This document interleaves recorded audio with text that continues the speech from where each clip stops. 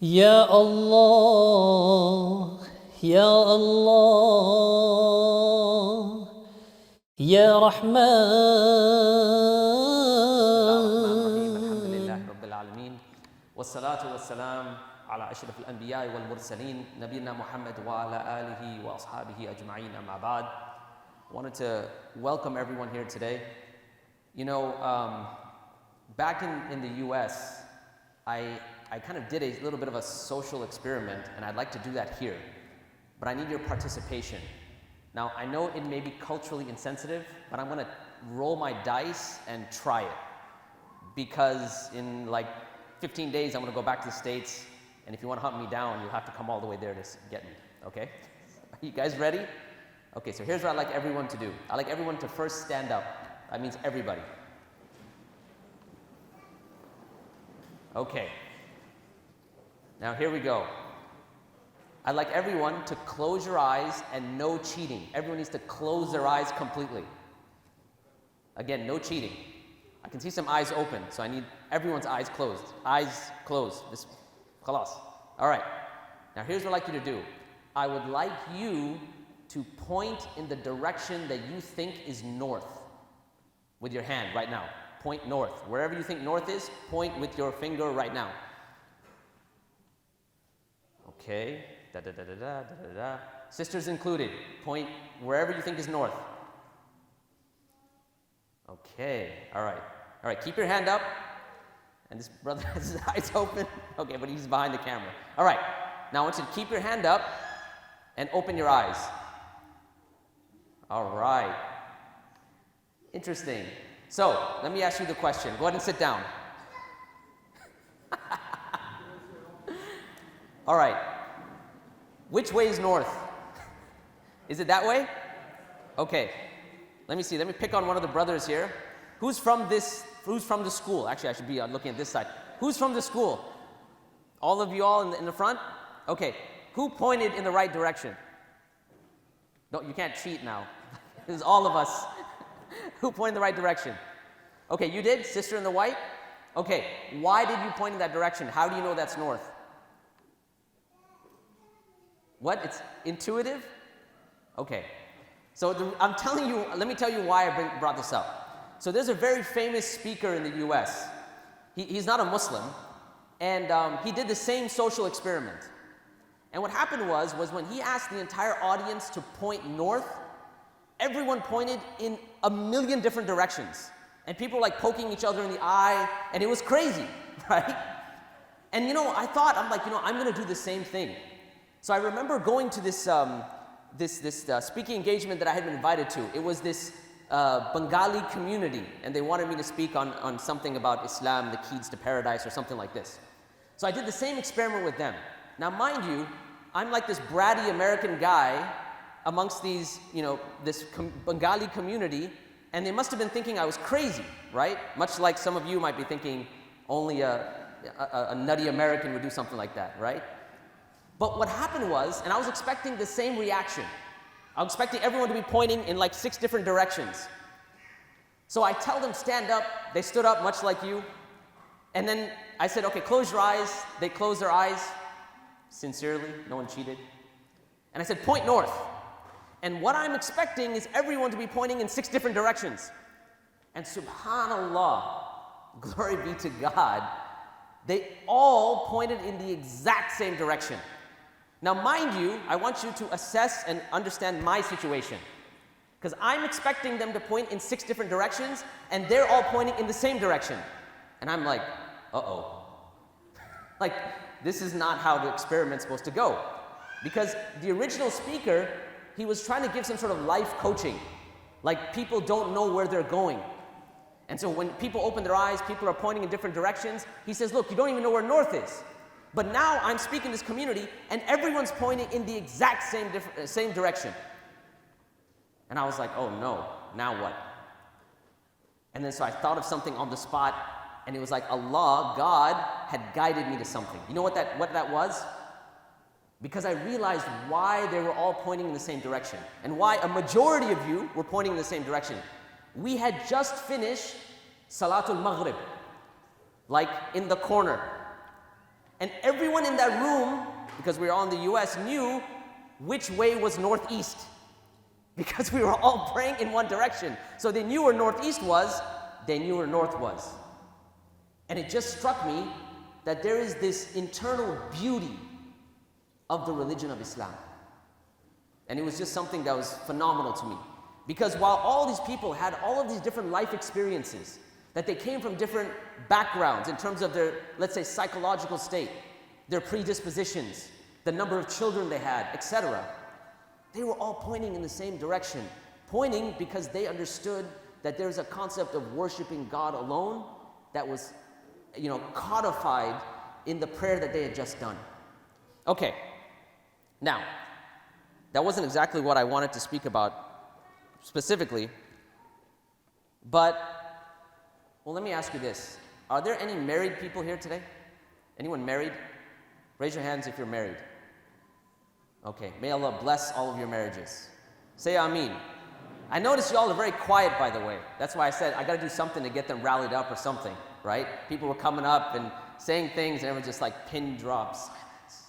So I was like, all right, we gotta do something. All right, so we have married couples. Now, what I wanted to speak about specifically is this idea, I was speaking about it last night as well, is about being human. And how the fact that when we look at another human being, we, like I said last night, we don't have all the facts about that human being. And if we knew all of the multi-dimensions of that human being, that your opinion about that person you're speaking to, about the person that just cut you off in traffic, about the person that, may have said something bad to you. I'm giving all these examples from the US because y'all don't do that here. You're just very nice people, mashallah, right? Alhamdulillah. That's why I love this place, New Zealand, mashallah. So, because we don't know all of the dimensions behind the people we're speaking to. Let me give you a quick example. And this is, for the people that are married, you'll understand this example. So there was a couple once, and they got into this argument. And for those married couples, you guys know what it's like to get into an argument, right? I mean, right? Am I safe to assume that everyone who's been married has gotten into an argument? Yes? Let me hear you guys. Yes or no? Yes. Okay, good. Because if I heard no, I would be like, man, like, who are you married to, right? Okay. So you've gotten into an argument. So this couple, they get into an argument.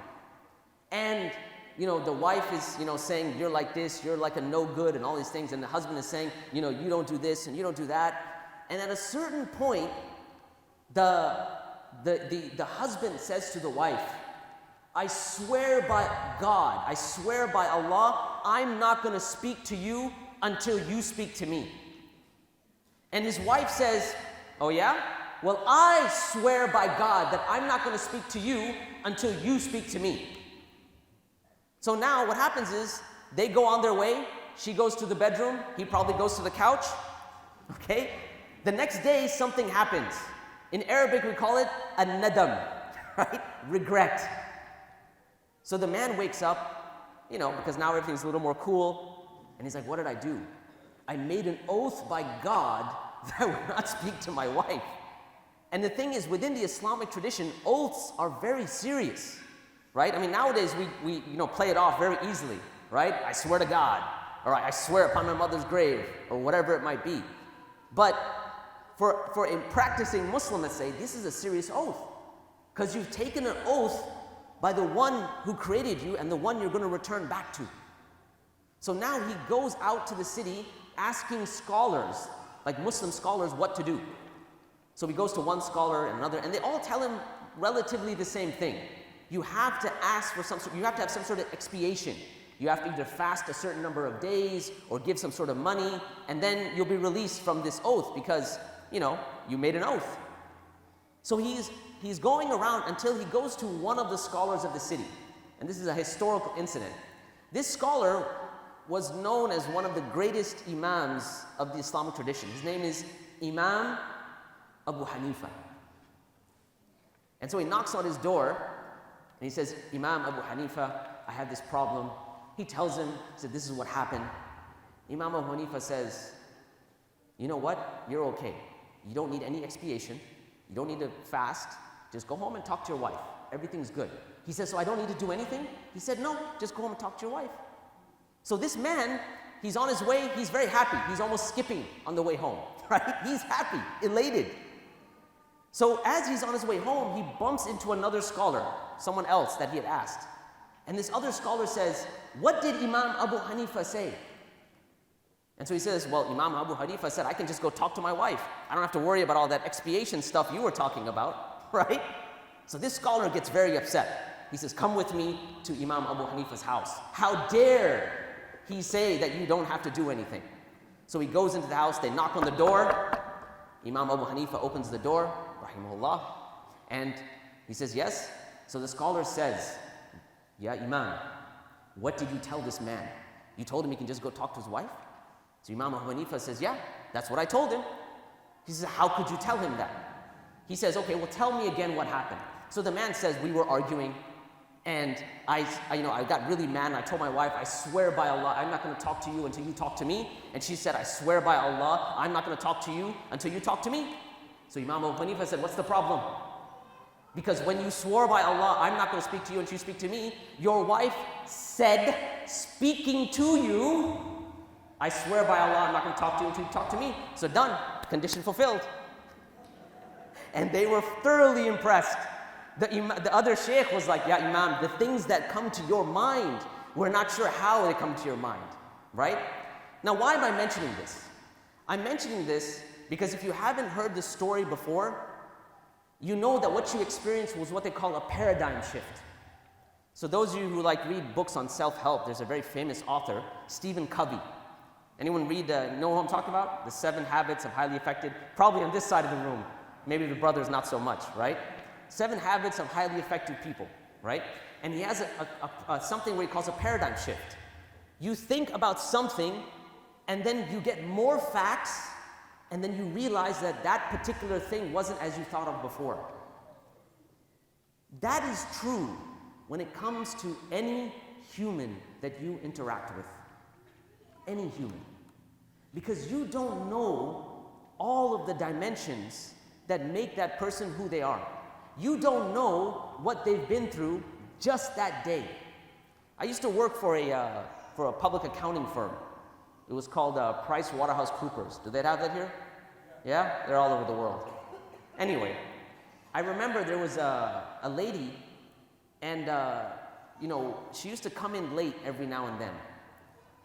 And one of the etiquettes that we learn from the Islamic tradition is to try to give people excuses.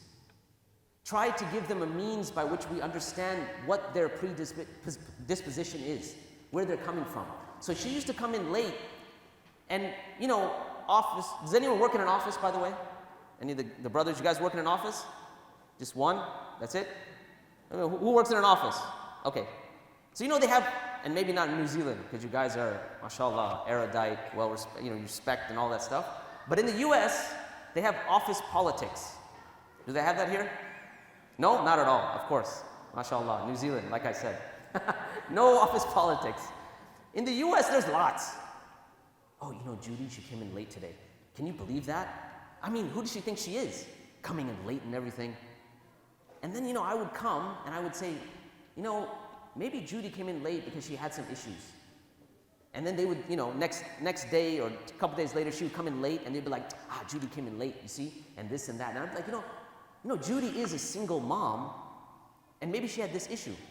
Now, this happened a bunch of times. At one point, they said, Fahad, what is your issue? Why are you always giving excuses for Judy? I said, what is my issue? Wouldn't you like to have someone to give excuses for you when you happen to be late? When you happen to be, that you kind of running behind schedule, whatever it might be, because we don't know the entire gamut of facts when it comes to other human beings. That's the reality. And that reality comes from the fact that we are, as human beings, created by God. And we know that God is perfect. He is maximally perfect in all his names and attributes. And we as human beings are imperfect. And one of those imperfections is that we don't have all the facts. Just like your eyesight has a limitation. You cannot see behind the school if you look back. Your ears have a limitation. You cannot hear what's going on halfway across the city. Your sense of touch is limited to what you feel. Your sense of sound can only travel so long. All of your physical senses are limited. And so too, your knowledge, your rationale is limited. When you make a judgment on someone, when you make a judgment about a situation without all the facts, which I mentioned last night, this is known as prejudging, prejudice, which generally has a negative connotation. When you have prejudice against someone, it's generally a negative thing. But what does that have to do with Islam? What it has to do with Islam specifically and how we tie this together. We say that if we recognize every human being, one of the principles that we know about every human being from an Islamic standpoint is every human being is born upon something called the Fitra. Fitrat Allah allati fatara an-nas alayha. The Fitra that God created every human being upon. What is that? It is the natural base state of every human being, and from our core belief is that every human being is born in a state of goodness. That you are good, you are innocent, you are debt-free before anything. That core assumption is what a Muslim has to think when he thinks about another human being, is that this human being, whatever their religious background, whatever their color, whatever their social status, wherever they come from, whether they're from New Zealand or whether they're from the US, the base assumption as a Muslim looking at another human being is that they are good. Their core is good, because that's how God created the human being, that Fitra. Can I tell you something else about the Fitra that is a little technical? Can I be technical? Are you sure? Is that okay? I know like the sisters are cool with it. They're running a school. The technicality is cool. The brothers maybe not so, right? So I'm making this dichotomy. I'm going to make the fitna and then leave, right? Anyway, so I want to get a little technical. This fitra that we have, it's not only good, but it is also the means by which you recognize certain things. Okay, now here's the technical part. Let's assume that I came and I told you that I am a married bachelor. How does that sound to you guys? Make sense? Before you guys go off on the whole like, but you have 4 wives, you know, it still doesn't work, okay? It still doesn't work, all right? Because the second you get married, you're not a bachelor. And if you're a bachelor, it means you are not married. So now I come to you and I say, I'm a married bachelor. Now you tell me, look man, that's not possible. By definition, a bachelor is, gotcha. But by definition, a bachelor is someone who's not married, and by definition, someone who's married is not a bachelor. You can't be a married bachelor. But I am stubborn, you know, as Americans are. I said, no, I am a married bachelor. Prove to me that I cannot be a married bachelor. You say, well, that's logically inconsistent, because you cannot have, and this is the technical part, you can't have 2 things that are mutually exclusive, right? You can't be married and a bachelor. You can't know everything and then not know something. You can't be perfect and imperfect. You can't do it. But I asked you to prove the principle. The principle we're talking about is mutual exclusivity. That principle is part of your fitra. It's the starting point. It's what we call first principles. And therefore, logical principles are part of your fitra. The starting point, you can't prove them, but that's what you start with. So you're born in a state of goodness, in a state of understanding simple logic, but also in a state of recognizing beauty. Because imagine this, how many people have been on Hajj or Umrah? Raise your hands. Okay, the first time I went for Hajj, it was Umrah. I laid my eyes, it was early morning, we had arrived to Mecca, and I saw the Kaaba. How many people have seen the Kaaba? All right, all the people went for Hajj or Umrah, have you seen the Kaaba? Good, okay. I'm not going to ask you, but you might be able to relate. When I saw the Kaaba, it was this feeling that I can't describe. Is that right? Yeah? And I looked over at my wife, and she had tears in her eyes. And it was just so overwhelming. But as I thought about it later on, years later, I started asking myself, what was I looking at? It was a box in an area, And that's it. But what was it about that state that made it real for me? You know what it was? It was the fitra, that core state. Now that's not, no one can say you're rationally wrong. You have to rationally show to me that your feeling's wrong. You can't. People experience that all the time. You see a beautiful sunset and it's beautiful. Now if your spouse comes to you, I'm picking on spouses, my wife's not here so I can do that, right? So your spouse comes to you and you see the beautiful sunset and you say, you know, honey, that is beautiful. And she says, that's the ugliest thing I've ever seen. Prove to me rationally that that's beautiful. That's not part of the conversation. Because you recognize beauty because of that core state that God created us on. That's how you know beauty. And that's why the Prophet Muhammad mentioned something very profound. He said, Inna Allaha yuhibbul jamal, Inna Allaha jameel wa yuhibbul jamal. God is beautiful and He loves beauty. God is good. He is al-bar and He loves good. And at the end of the day, this creation of the human being that God created on a state of goodness, He loves that creation because the core state of that human being is good. It's fair because we have moral principles that are also part of the fitra. When you think about like children, you know, even children, you can recognize the fitra right away. And I'm going to conclude in a second. I know I'm running a little past time. Even children, you know, when your child falls, like they're like 2 or 3 years old and they hit their head on the side of the table, you know, what we do, the child's crying, he's like, bah. You go to the table and you say, bad table, right? Why? And the child stops crying. Why? Because they have this internal intuitive sense of justice. And that's what brings humans together, is that core fitra. Because we can come together on issues of justice. We can come together on issues of beauty. We can come together on issues of logic.